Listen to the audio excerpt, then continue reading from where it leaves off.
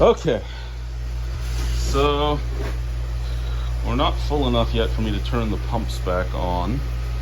We are filling up. I'll try not to fill the pumps back on until we get to at least here. Truthfully, you'd like higher, but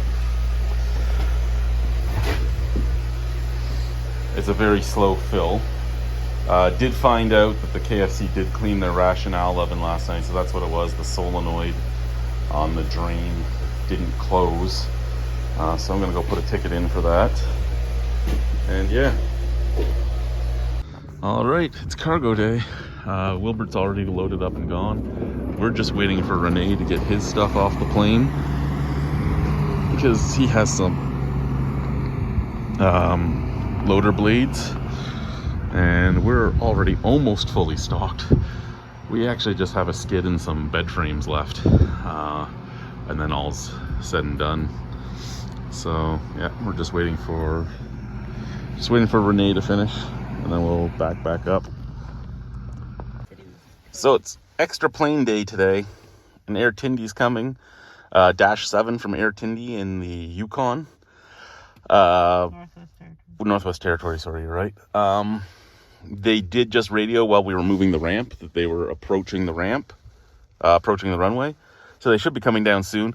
So the Dash 7s hold a little bit more than a Basler. They hold between like 11 and 14,000 pounds. So less than an ATR, more than a Basler. You have to get real fucking close to their propellers though when you're backing up. And that worries me in the winter because it's not like these runways are, it's not like these aprons or anything are perfect. There is a lot of ice, there's a lot of rutting. Because it's not cement underneath it either, right? It's a gravel. So when you're scraping it with the loaders, you could be doing a lot of different things to it. I just heard them radio again. I'm really just trying to see them land on camera, but I don't know which way they're even coming from because I didn't hear. They usually come this way. He usually does, but I don't remember which way he said he was heading. Oh yeah, if it was. I really like when you wake up early for work because you're supposed to be getting your flight really early and then it comes at the latest time slot. So much like the fucking cable guys. But if you don't wake up early, That'll be here at the very beginning. before the very first time slot, Be calling you at like 6 a.m. We're in the air. They'll say they're coming at like 7:30 and then it'll be 6 a.m. They're in the air. We can't get a hold of you. What's going on? oh, so fucking bad. He did say he was making his final approach, so I think he's coming from the other direction because I don't see anything in the sky on this side.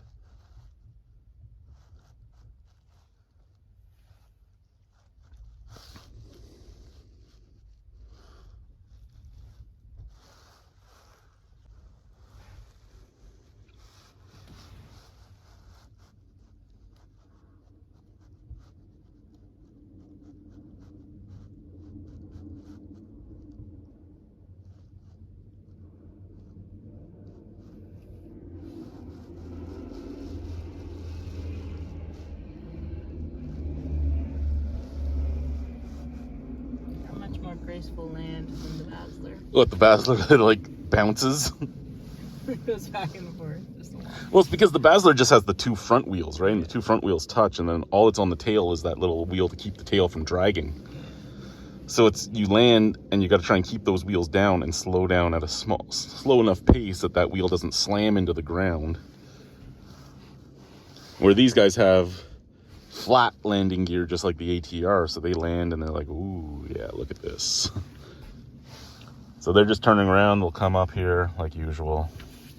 I know, who cares? We've seen so many planes, right? Who cares? But this is our life right now, just unloading cargo after. I don't even know where any of this stuff is going. Like, I don't know where any of it's going, and then I have a plane tomorrow. Back to WLS.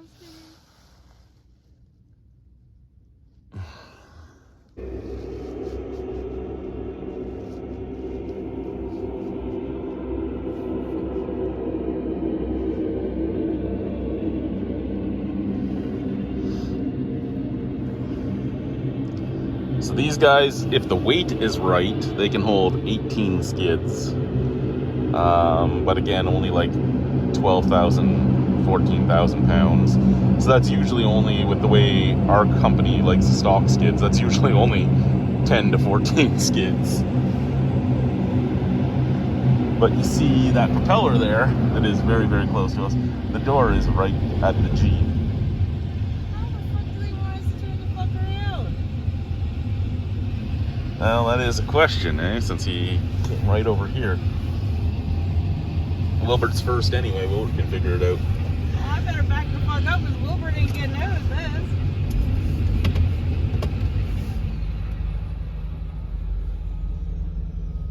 Because he's got that wing like right over Wilbert's fucking truck. So that extra plane that came today, we couldn't even close the back. It's basically all GM. Now GM isn't something, oh, and a differential for the truck that they've been waiting on for 2 years. Now, GM isn't something we order, it gets sent to us. And we argue, hey, we don't have any room for anything. And they're like, well, we're not sending it to you based on your room, we're sending it to you on your potential sales. Okay, well, that's fine. 1, you can't sell it if you can't put it anywhere. 2, I can't take it if I can't put. So I have 2 trucks full of GM. There's the GM room, completely filled. Here's my loading bay, basically completely filled. There's my warehouse, basically completely filled. And here's my back room, basically completely filled. Where the fuck am I putting any of this shit? This is fucking ridiculous, and it needs to stop. But no, we're just gonna keep. And why am I so angry? Well, I took a skid off the fucking head. We almost lost a skid off the plane. And can't close the back of this. Almost died falling off the truck because I was standing right here loading shit in because they sent so much fucking shit. And yeah, I'm angry. This is stupid. This is how packed this truck is. And it's half of the shit should have been sent in the summer. This is full of fucking hangar dust. This is the differential we've been waiting 2 years on. Look at that. Look at that. Like, it's fucking ridiculous.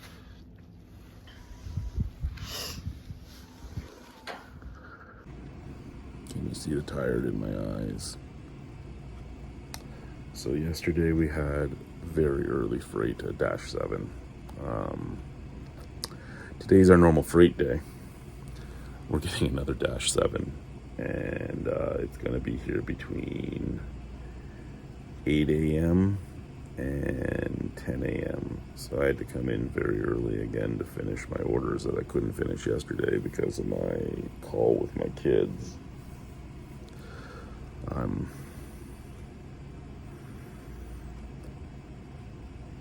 not. Yeah.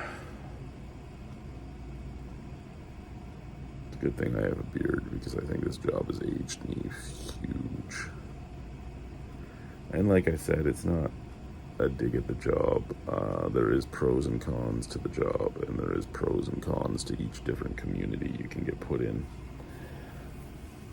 This community, the biggest con is that it was mismanaged for a long time, so it wasn't making a lot of money, so they didn't want to put any money into the community, so there's not enough housing. The store I came from had $1 million a year less in sales, with their prices being double mine, sometimes triple mine, and there was 7 management members. Here, again, we make $1 million more, and our price is either 2 or 3 times less. So we're moving a lot more volume, and there's just me and Alicia. And yeah, I'm falling apart. Well, I guess I should finish these orders because I'm gonna get that phone call soon because it's about 7:15 now, so if they're coming at 8, they'll call me in about 10 minutes to say they're in the air. All right, bye. So we had so much cargo yesterday, we left the ramp here. You got to get it on Wilbert's truck. Wilbert forgot he left the ramp here, though.